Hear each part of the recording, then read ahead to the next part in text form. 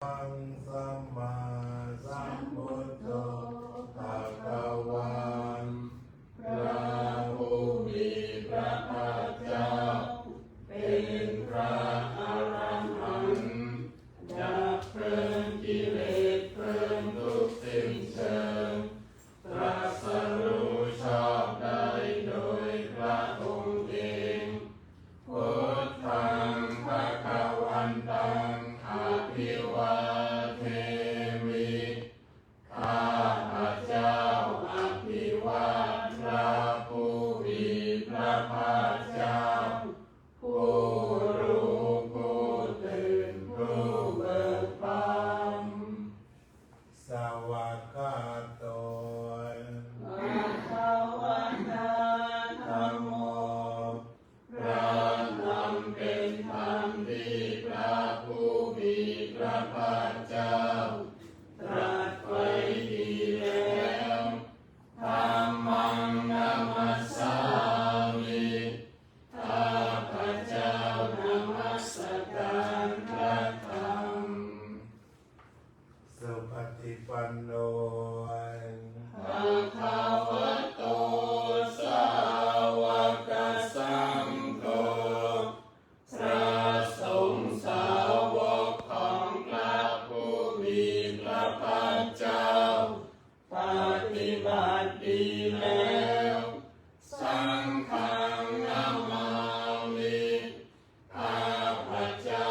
นอบน้อมพระสงฆ์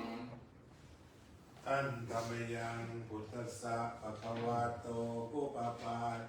กนมการังกโรมัสเสนะโมตัสสะภะคะวะโตขอ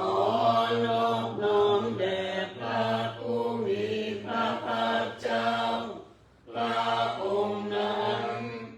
อะระหะโตซึ่งเป็นผู้ไกลจากกิเลสสัมมาสัมพุทธัสสะตรัสรู้ชอบได้โดยพระองค์เองนะโมตัสสะภะคะวะโตขอนอบน้อมแด่พระผู้มีพระภาคเจ้าพระองค์นั้นอะระหะโตซึ่งเป็นผู้ไกลจากกิเลสสัมมาสัมพุทธัสสะตรัสรู้ชอบได้โดยพระองค์เองนะโมตัสสะภะคะวะโตขอนอบน้อมแด่พระผู้มีพระภาคเจ้าพระองค์นั้นอะระหะโตซึ่งเป็นผู้ไกลจากกิเลสสัมมาสัมพุทธัสสะตรัสรู้ชอบได้โดยพระองค์เองหันธรรมยังพุทธาภิตุติกโรวาเสโยโสตถาคตพระตถาคตเจ้านั้นพระองค์ใดอรหันต์เป็นผู้ไกลจากกิเลสสัมมาสัมพุทโธเป็นผู้ตรัสรู้ชอบได้โด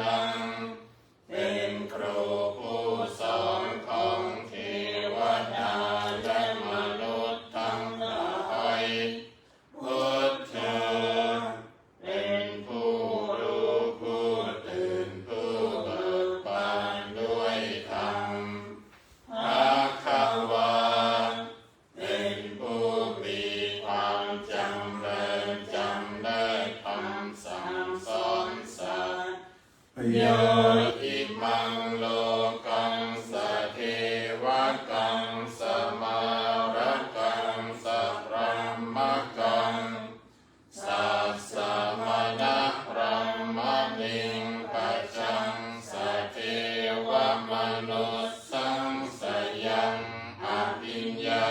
สัจฉิกันทวะภเวเท เทสิ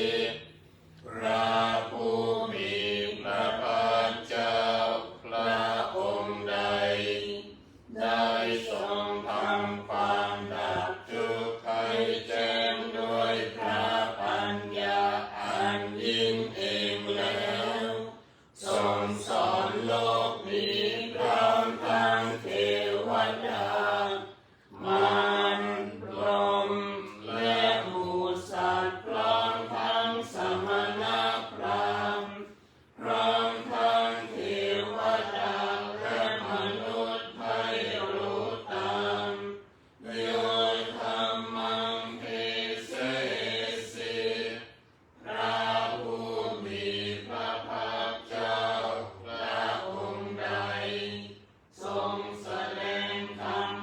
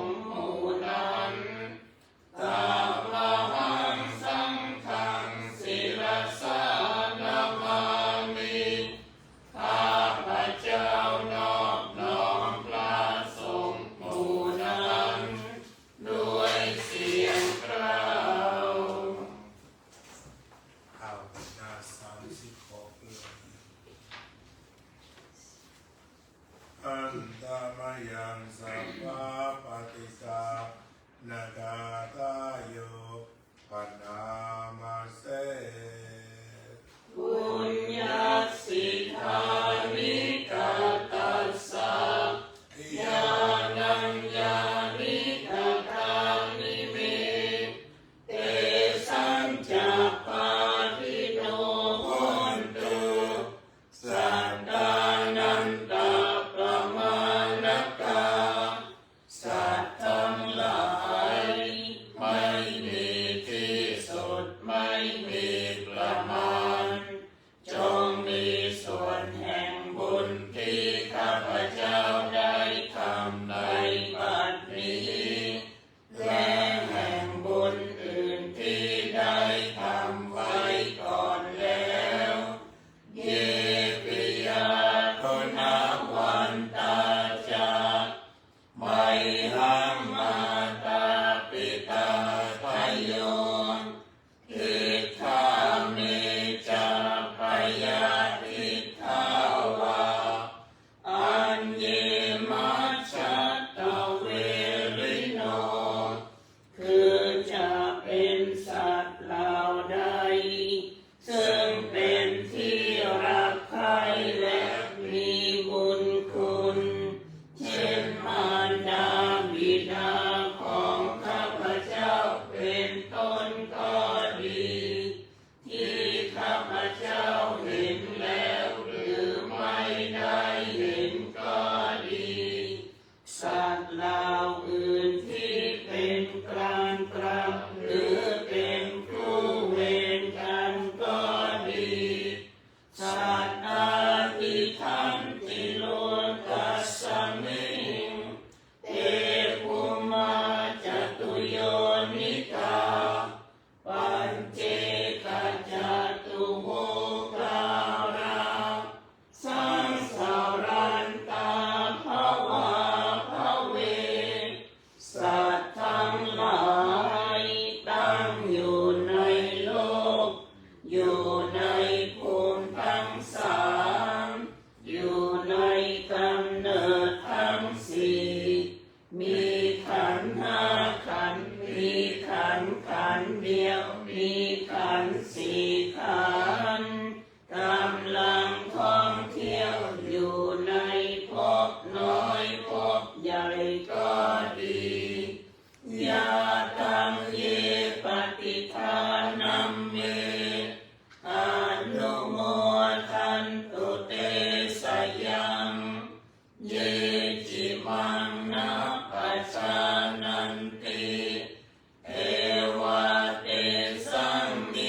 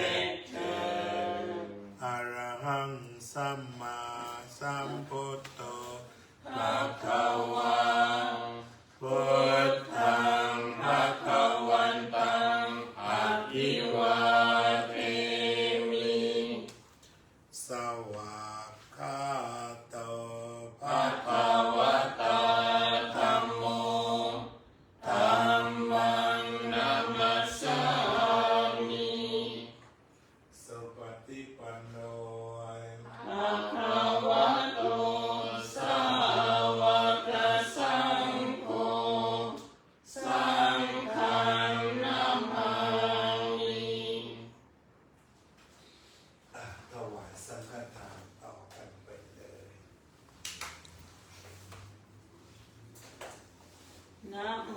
ตัสสะภะคะวะโตอะระหะโต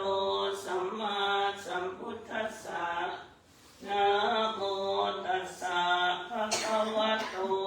อะระหะโตสัมมาสัมพุทธัสสะนะโมตัสสะภะคะวะโตอะระหะโตสัมมา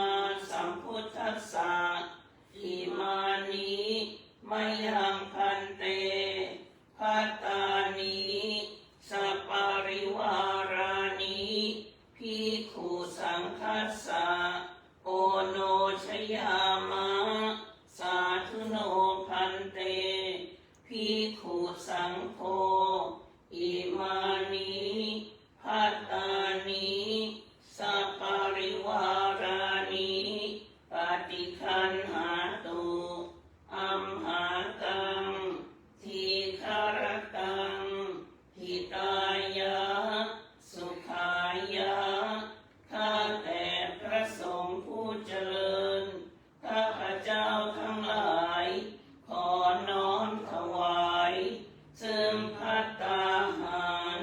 กับของบริวารทั้งหลายเหล่านี้แด่พระภิกษุสงฆ์ขอพระภิกษุสงฆ์จงโปรดรับซึ่งภัตตาหารกับของบริวารทั้งหลายเหล่านี้ของข้าพเจ้าทั้งหลายเพื่อประโยชน์เพื่อความสุขแก่ข้าพเจ้าทั้งหลายสิ้นกาลนานเถิด สาธุยะถาวาริวาปุราปริปุเรนติสาคะรังเอวะเมวะอิโตทินังเปตานังอุปกัปปติอิจิตังปฏิตังตุมหังคิปปะเมวะสามิจจโตสัพเพปุเรนโตสังกัปปาจันโตปนรสโสยถาอเนโชติรสโสยถาสุขิติโยเมวะจันโตสัพพะโรโควินาศตุมาเตภวัตวันตรายโยสุขิธิขายุโกภวะอภิวาทนาสิริสเนจังพุทธาปัจจายโนจัตตารโอธรรมาวัฏันติอายุวันโนสุขังภะรังสักกายโริโสบิณฑปาตังปฏิเสวามิเอวะทวายนะวะทายนะมันดานายนะวิภูสนายะยาวะเทวะอิมัสสกายสาธิเตยายาปนายาวิหิงสุปารติยาพระมัจจาริยานุกามายะเอติปุรานัญจเวทนัมปฏิหังคามินาวันจเวทนัมนะอุปติสสามิยาตัราจะเมภวิสสติยานวัจจตาจะภาสุวิหารุจติ ธุสาธุสาธุ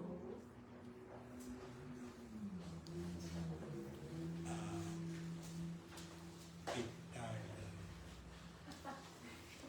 ไม่ต้องเปิดเยอะ